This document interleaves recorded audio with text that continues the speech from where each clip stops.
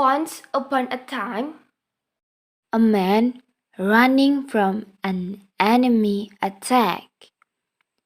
He ran towards the forest, past valleys and rivers until finally he arrived at a village whose name is unknown. He saw the people and livestock there suffering from cholera. The young man is now nicknamed Eyang Joko. Eyang Joko took refuge at the Dutch military agency 1 in Kesambean, Blitar. In the afternoon, Eyang Joko arrived at Kesambean village. He saw that the people and livestock there were sick. He saw a long queue of residents. The queue was the queue to go to the toilet.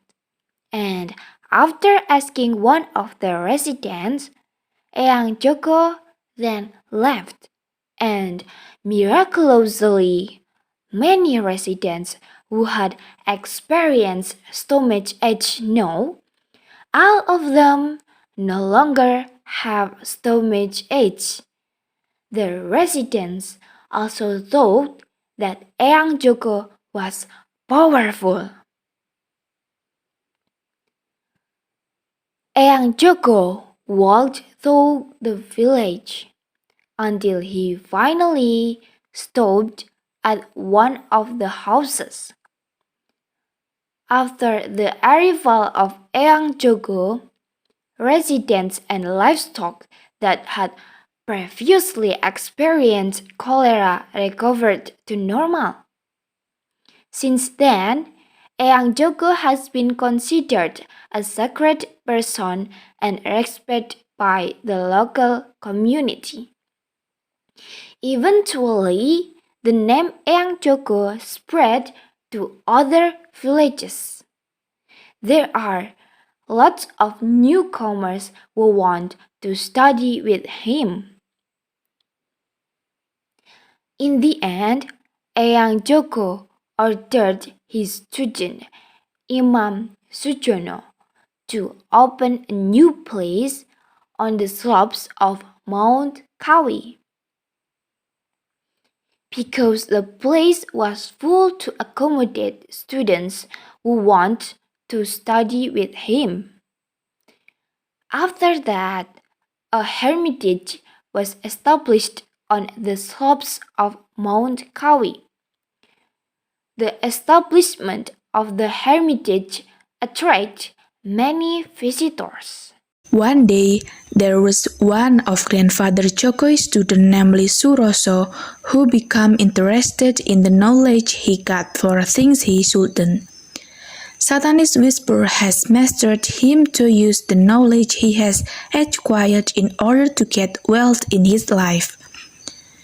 The beginning of the ritual he did was meditate in the cave for 2 days, and he succeeded in doing the ritual and getting a lot of money.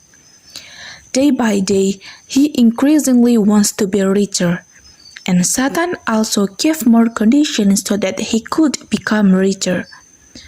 Before starting the ritual, he must bathe in 7 forms of flower from 3 different springs. After that, he has to prepare offerings in the form of a goat head planted behind the house, incense sticks, mountains of fruits, 7 kinds of flowers, and a piece of paper filled with spells. Initially, Suroso was not sure about this ritual. Even his wife did not agree with Suroso doing this ritual. However, because Suroso wanted to be a richer and his business to run smoothly, he was determined to do this ritual. On the night of the ritual, Suroso had previously prepared the offering requested by the devil. He performed the ritual on the slopes of Mount Kawi alone. While in the middle of the ritual, suddenly money came falling. He had succeeded in getting wealth.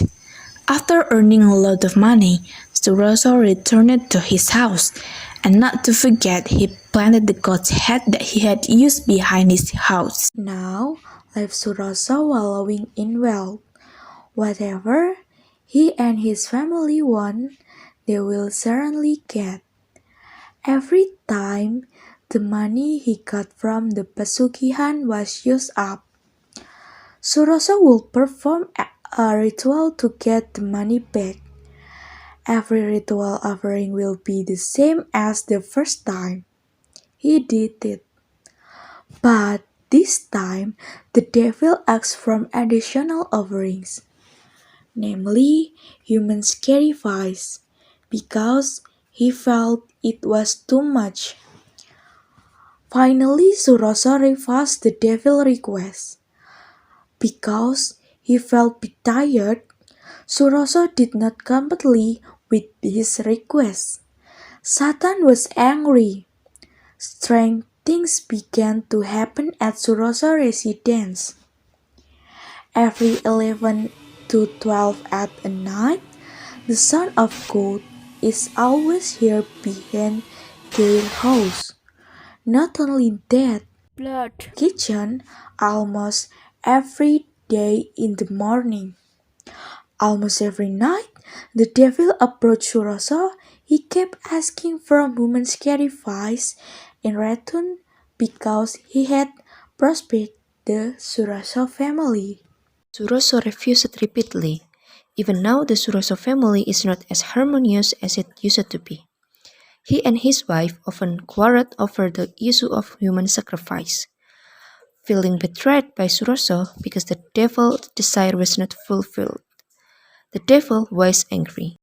One night, when the Suroso family was gathering for dinner, they heard a commotion coming from the kitchen. And finally, Suroso's wife checked into the kitchen. When she arrived in the kitchen, Suroso's wife screamed loudly. Suroso and his two children ran to the kitchen to see what was happening. When they got to the kitchen, how shocked they were when they saw Darmida covered in blood. After the death of Suroso's wife, it was unexpected that Suroso's first child died tragically. Now, Suroso lives with his daughter. A few days after her mother's death, Suroso's daughter woke up in the middle of the night because she heard the sound of people arguing from inside her father's study room.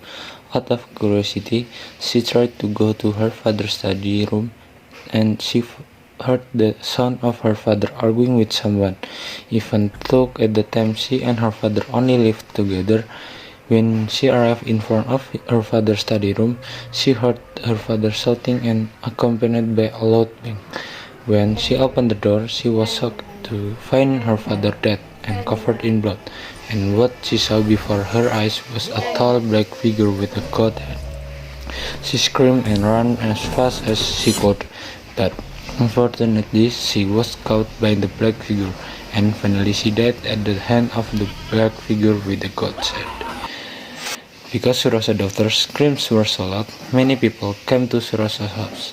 They were shocked to see Suroso's daughter's body covered in blood in the living room. Then some people searched for Suroso's whereabouts, and finally they found Suroso's lifeless in his study room. Because people found out about the death of Suroso and his daughter, they finally called Eyang Jogo. When Eyang Jogo arrived at Suroso's house, he was shocked.